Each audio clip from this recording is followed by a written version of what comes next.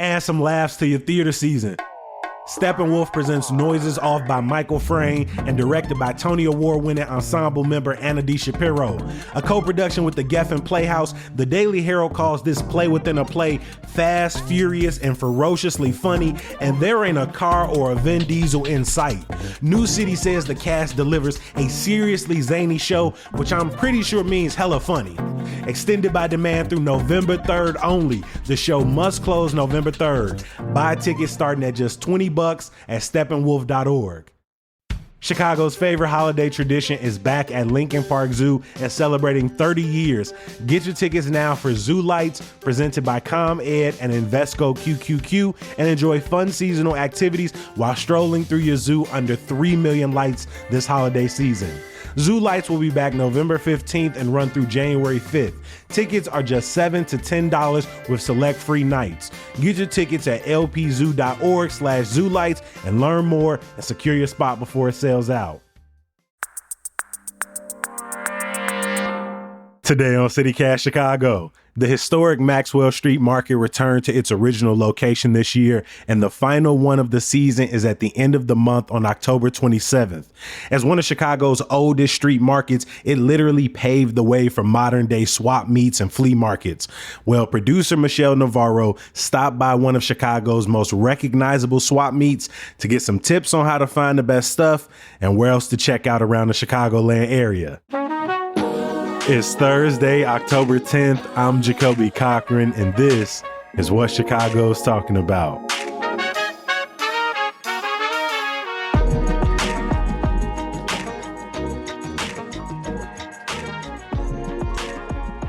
Morning, Michelle. How you feeling? I'm feeling good, Jacoby. How are you? I am doing well. Before we get into it, can you tell listeners, like, what exactly is a flea market? Like, what's the difference between a flea market and like a farmer's market or like a street fair that you might have in your neighborhood during the weekend? So a flea market is similar to other kinds of markets where, you're going to find all kinds of goods, foods, things to buy, and services. But a lot of the stuff can or will be used. And this is also a place where bargaining is more acceptable. Sometimes you may go to a market where maybe artists are selling things, or like you probably might not think to bargain at a farmer's market. Like if you see some fancy cheese, you're not going to be like, oh, let me get this for, you're just going to take the price for what it is. I might. I'm like, if I get like 5 of them, can you throw me a deal? Yeah, maybe you'll do something like that, But like, I think at flea markets, like it's so acceptable to just walk up to the vendor and be like, oh, what's your lowest price? And so like that's more welcomed at a flea market. Like other markets too, you're usually directly supporting the maker or the seller of the goods, compared to like a thrift store or a secondhand shop, which is usually under a larger organization or corporation. So this is kind of like directly to the seller. All right. So this just hit me while you were describing it. So if I'm thinking like the discount mall in Little Village, does that meet the definition? I know there were a lot of different vendors inside. I would say, it would even fall in the section of like a discount mall. So that's usually indoors. And there is indoor flea markets as well. But I think the difference is that, when we look at Little Village Discount Mall or Super Mall on Pulaski, we think about it as like that vendor has a specific space that they rent. Okay. So that's more just like a traditional mall. Yeah. So like every time you go to a particular spot, that same vendor is going to be in the same space. You do have to pay to be part of the flea market. There usually is a fee that goes to the larger like umbrella organization or whoever is putting on the actual space. Sometimes like vendors who return, they usually have their same spot, but a lot of the space is sometimes kind of like first come, first serve. And so that's usually the difference. It's funny. I looked up Chicago flea markets on TikTok, and this woman was describing going to the flea market over the weekend with her daughter out at Allstate Arena, and it took her like 45 minutes to find the vendor. She said, I went particularly for $2 earrings, and they usually got a whole bunch of them, but they weren't in the same place that they were the last time I went. And so I had to walk around for almost an hour to find them. And so that is important, that from like maybe week to week or month to month, the how people are set up could be a little bit different. Okay. When you were growing up, are the flea markets something you and your family visited? Yeah, pretty often. My parents love a good deal. And so usually when we would go, like we wouldn't really go just to like look around. We usually went with like a mission. So like my dad's like, I really need like white primer paint. And so there he would buy like be able to find cans of it like super cheap compared to a Home Depot or like another traditional paint store. Or, like a shoe rack. Like I remember when I was going to college, I was telling my mom like, "Oh, I really want a shoe rack," and my mom's like, "Yeah, like let's just go to Saparama and find you like a used one. Like we do not need to get you a new one for shoes." My mom will buy a lot of fruit, a lot of produce that is usually, a lot of the vendors pick up fruit from Michigan or other surrounding states and sell the fruit a lot cheaper compared to your typical grocery store. Let's talk about that range of quality because like you said, so some of the things like antiques, some of the clothes, some of the shoes, they could be secondhand, could be used, but you also getting like primer paint. You wouldn't want like no used primer paint, and you're getting fruits and vegetables there. You would want them as, high quality as possible. Can you talk about like that experience of knowing that you can expect both good quality fruit, but also you can go, kind of crate diving for other things? Yeah, so I mean, in terms of quality, it's all about looking around. You have to kind of also go in with the knowledge of like what is the good quality version of what you're looking for versus like what isn't. And I think going with that knowledge is super helpful when it comes to figuring out how much you're willing to spend on something. When you're kind of like flexible and you're like, well, I don't really need an expensive like coat hanger. I don't really need an expensive bookshelf. I just need something that gets the job done. Then somewhere like a flea market, you'll figure out what you're kind of willing to put down for that. And it's good for argument when it comes to bargaining. Like if you know this is a cheap brand of paint, you could be like, oh, well, at Home Depot, they sell that for $20. So how are you going to give me this for that much? And so that usually helps a lot. It's funny, when I was a kid, like going to the swap meet with my stepdad was one of those weekend activities that you were hoping he would let you go, because most times he wouldn't, but he would come back with like katanas. I remember one time he came back with this like 3-piece katana set that sat in our living room for years. We had about 4 or 5 different car radios that came from the swap meet, and we owned a lot of birds for like a 4 to 5 year period when I was in elementary school, and all of our bird cages came from the swap meet, in addition to like fish tanks. Same when it comes to birds. Like, did everyone I know like own birds for like a weird period of time? And we got a lot of our like birds and bird cages from Swaparama probably. I guess I never asked where the birds came from. I assumed it was like PetSmart, but like they might have just all came in one package deal. 6 birds, bird cage, $60. Going to the orthodontist doesn't have to be spooky. Often it can be stressful trying to find the proper time, funds, and doctor for your family's orthodontic treatment. Luckily, Orthodontic Experts is where the best value, quality, and accessibility align. Their orthodontists guide you through treatment with kindness and professionalism. They provide exceptional orthodontic care with various options, including traditional metal, gold, ceramic, and lingual braces and clear aligners. Orthodontic Experts accepts most major insurances and even creates personalized payment plans for you. And they offer evening and weekend availability that will easily fit into your busy schedule. And the best part is that the clinics are always located conveniently near you. Why wonder? Find out if orthodontic treatment is right for your family with a no-cost consultation at Orthodontic Experts.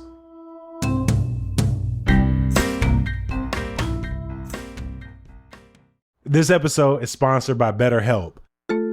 Back when I was in college, going to therapy was not something me and my homies openly discussed. So when I attended my initial sessions, I kept it entirely to myself. And honestly, I kind of felt like I was wearing a mask with my friends and family. Luckily, in the years since, I've watched more and more people destigmatize the conversation and remove the taboo from therapy. However, for many, they still don't know exactly where to go if they are considering giving talk therapy a try. And if that sounds like you, try BetterHelp. It's entirely online, designed to be convenient, flexible, and suited to your schedule. All you got to do is fill out a brief questionnaire to get matched with a licensed therapist, and you can switch therapists anytime for no additional charge.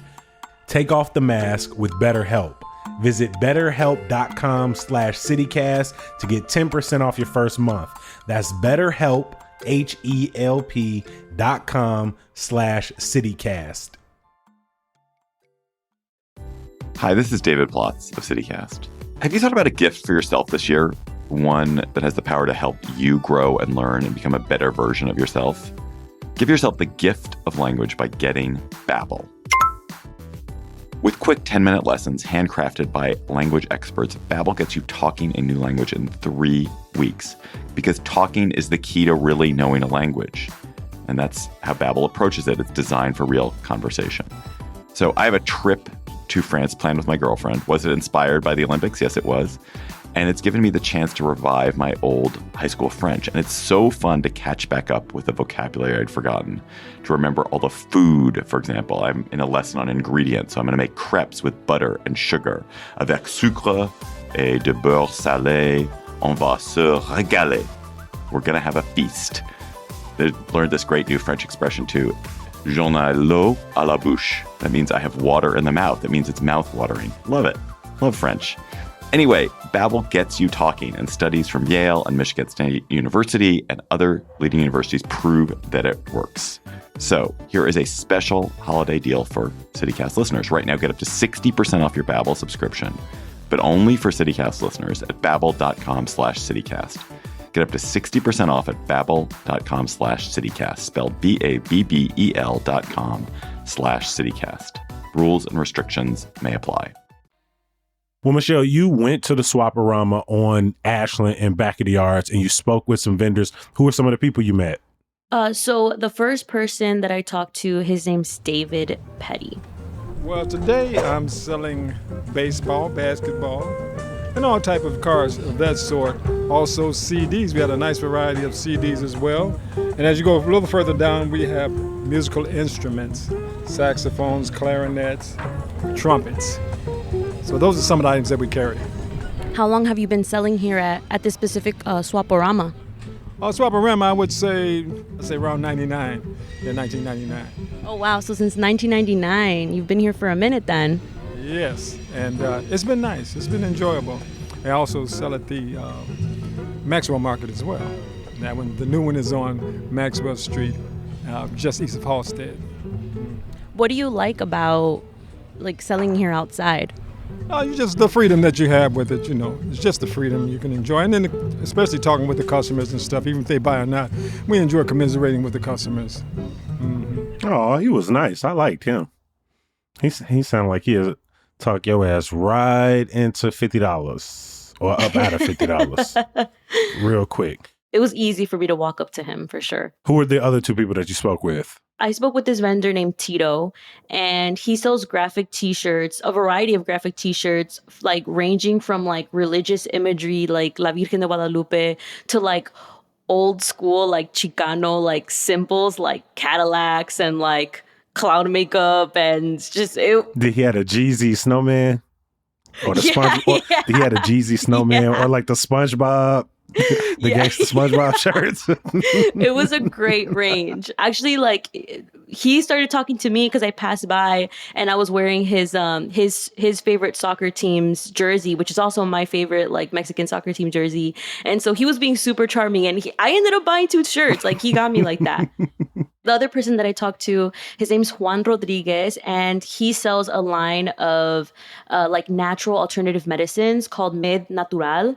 And so he has everything that on TikTok, how they'll be oh, spray magnesium on your feet. Everything that you ever see on natural medicine TikTok, he had. And he had it for a really good price. And so he also was someone that I kind of walked by, and he naturally started selling to me. I was very charmed, and I was definitely looking at that magnesium for sure. All right. So between David, between Tito, between Juan, what were some of their tips that they gave you for negotiating at the swap meet? So this is what David told me. Just don't try to cheat anybody out of anything, That's my unsaid rule. But the main thing is just all prices and everything is negotiable. So that's the idea of the Swaparama. Is there a reason why you'll give someone a better deal than you regularly would? Well, if he seems sincere or something, it really doesn't seem like he has the money, I'm always willing to negotiate, I want the person to be happy. Sometimes I'll even go a little lower than I want to go. That brings the customer back to you too as well, and they're pleased, and I'm happy too. Tito also had kind of a similar tip as well. Pues uno le pregunta a la persona que tiene su tienda qué precio le puede dar a uno. So he Y, says, pues, to trata de uno start buscar lo más by asking económico, what price you can get something, like what's the lowest price you're willing to sell me this. Go around, see if it's cheaper elsewhere. Pero realmente esto se necesita como carisma, ganas, que te guste. But the biggest thing for him is about liking it. Like, you have to like the back and forth. You have to be charismatic. You have to be open and willing to bargain. And if, the vendor sees that energy, like they are definitely willing to match it. This is another tip that I got from Juan. Mira, en la vida no hay reglas. No hay reglas. Porque So right off the bat, he's like, in life, there's no rules. Like, you have to just do it how you do it. And he says, that's the point. He encourages it. He enjoys the bargaining. You're always going to meet someone who's better at bargaining than you, and they'll kind of impress you. And so you have to kind of give it to them. Bueno, yo, por ejemplo, yo voy a México, ¿no? Y yo voy a un lugar así, no me gusta negociar. Porque yo sé que esta gente trabaja. But one thing he did say, kind of like an exception to bargaining, is that, when he's in a place like in Mexico and he's at a flea market there, and they're selling artesanía, which is like artisanal Mexican art, he says, like, you shouldn't bargain, and I think that's like, we have a kind of a similar vibe here, where it's like when we see an artist selling their work, and that's usually, their life's work, it could be kind of rude and like kind of, not appropriate to try to bargain with someone. When he talks about like Mexican artisanal art, a lot of this comes from like the people might be indigenous, they might be part of an indigenous community. Like, this is traditional art, and so it should be treated that way and priced that way, and like should be respected in the way it's sold. Obviously, just through listening to some of these individuals already, there are English speakers there are Spanish speakers there. Did anybody suggest that, like, for somebody like me, that I learn a little bit of Spanish before I pull up? Like, is it going to hurt me that I don't remember my 9th and 10th grade lessons? Yeah, like you mentioned, Swaparama, specifically the one in Back of the Yards, it's definitely mostly Spanish speakers. And so I asked David about this, being one of the only English vendors I ran into that day. And this is what he said. Are you a Spanish speaker? Only when I talk about the money, only the money. I do know the money part of it, that's it. Is there any specific vocabulary that you've have grown accustomed to? The main one I've learned is cuánto, and that means how much is this? And then mira, look at this, And then, of course, the numbers, I do basically all of the numbers. And that's generally what I work with. Facial expressions probably go a long way, too. And just like, okay, okay, all right. No, my parents are so good. Like, my mom would be like, one time I tried to bargain, mom's like, that is not how you do it. She's like, you got to pick it up and be like, how much? And then you ask and be like, no, thank you. Okay, and so what is her goal there? Is this something she knows she wants? Does she walk away a little bit? Like, what is she expecting to happen next? She wants it, but she thinks it's not fairly priced. Okay. And so she's making it known, like, I know this is not fairly priced, so I'm uninterested. First, and then you gotta walk away a little bit, and then they're gonna try to reel you back in and be like, okay, well, how about this much? And then you kind of like slowly back up, and you're like, how about this? That's how you gotta play hard to get. Throughout the conversation, you've been helping me to like pace myself, set my expectations. What are your biggest tips that you've learned over your life? The day that I went to the swap meet recently, it was hot outside and it was the middle of the day. And so I just dressed for the weather. Like, I was wearing comfortable shoes because, like you mentioned, you can be walking around for hours, especially if you want to like take a lap first to see, making sure you're getting the best price for whatever you're looking for. I love swap meets that are open in the winter, like Swaparama, who has like an indoor and outdoor situation. In the winter, I'm usually looking for things to do outside, even if it's for a little while, that I could get my little walking outside in. Bringing bags with you, especially if think you're going to get a plethora of things, like making sure you have the adequate baggage so you can carry it around. If you are, looking for some kind of furniture or something larger, then make sure you also have, the transportation. Sometimes people can hold stuff for you if you need to figure that out. But I definitely think, like, if you're really looking for furniture, plan ahead. Another thing is having this is kind of the thing that I was speaking to earlier about, having an idea of what you want to buy before going, figuring out how much something typically costs and how much you're willing to pay for, like finding that sweet price so that you're not getting a bad deal, and also you don't go over your budget while you're kind of shopping around. Having cash, having small bills. I mean, a lot of vendors take, quick pay, Zelle or whatever, but having all types of bills is going to be helpful, especially because sometimes you need a couple bucks for entry. Usually they're like $1, $3. I saw one where for seniors it was 50 cents, for children under 12 it was free. Quick question, because you're talking about doing the lab, sort of comparing things. Are similar vendors next to each other? Because, like, for example, if I'm looking for a bookshelf and I'm going out to Allstate Arena, I don't want to be going an hour trying to compare bookshelves. Like, are similar vendors next to each other? Are there like updated vendor maps, or do you kind of have to just, it depends. Swaparama, you don't get no map. You just go off vibes. You just like the intuition just kind of leads you where you might need to go, But so what if I don't find a book? What if I don't find a bookshelf for like an hour? That maybe it wasn't meant to be. Hop on Facebook Market, maybe. All right, so for you talked about going to the Swaparama off of Ashland, and I know that's the one you visited, but what are some other locations in the city? Yeah, so there's a really big one that I went for the first time last winter. It's also the biggest flea market in Chicago, which is the Buyers Flea in West Humboldt Park. I think this one's really good because one, it's huge and it's indoors. So I think it's great for, the colder months when you don't want to walk around, in a parking lot. And again, this is the one where a lot of the vendors are going to kind of stay usually in the same spaces. I mean, again, it might change. You mentioned the Maxwell Street Market. Another street market is the Randolph Street Market in Westtown. Their holiday market is going to open soon from November 16th and 17th and December 14th and 15th. And that one's really, really well known for vintage and antique things. And so if that's what you're specifically looking for, I think that's a really good one to go to. Other ones that I've heard of, I've never been to Wolf's Flea at Allstate Arena just because it's like pretty far for me, but I've definitely passed by on the E-Way and seen that it's just really big. Yeah, that's the one that I saw kept coming up on TikTok. People said they were spending like 3 hours there. And again, the range of things that they had was very impressive.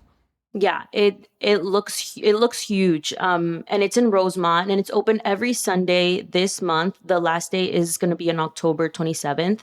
One that isn't in Chicago, but when I was talking to vendors about where they like to go, they mentioned this one a couple times, and it's the 7 Mile Fair Flea in Milwaukee. So if you're willing to do the drive, I heard that one is cool. And I looked it up and it seems like it's like this huge like flea market / farmer's market. One that I saw was 5 Star Swap in Villa Park. It's an indoor mart. But again, as we're getting into the, colder months, maybe October is feeling good so far, knock on everything I possibly can.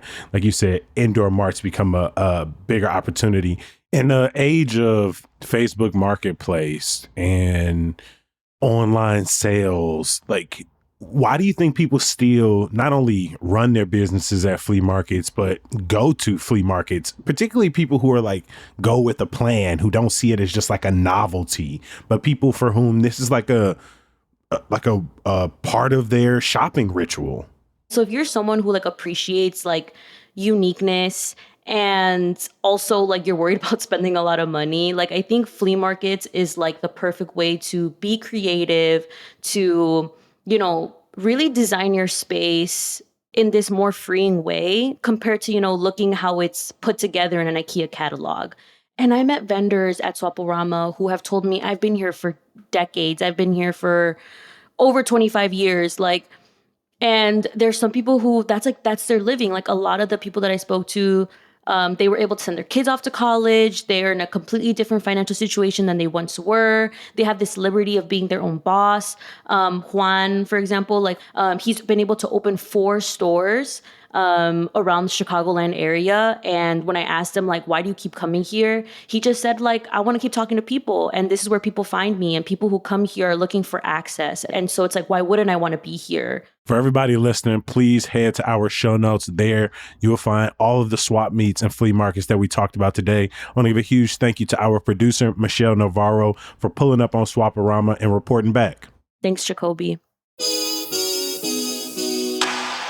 Before we get out of here, please head over to our website, chicago.citycast.fm. There you're going to find our neighborhood and walking guides, our latest articles. You can subscribe to our daily newsletter, Hey Chicago. And if you got time, sign up to become a member of CityCast Chicago. Not only will you get ad-free listening, but you will get a special members-only events email directly to your inbox. Something you can only get on the podcast, of course, some good news. We've got a weekend of fall and harvest festivals around the city ahead of us, from Roseland to Pilsen to Jefferson Park. I got links for you in the show notes. As always, we appreciate you for listening and reading. We're going to be back bright and early tomorrow. We'll talk to you then.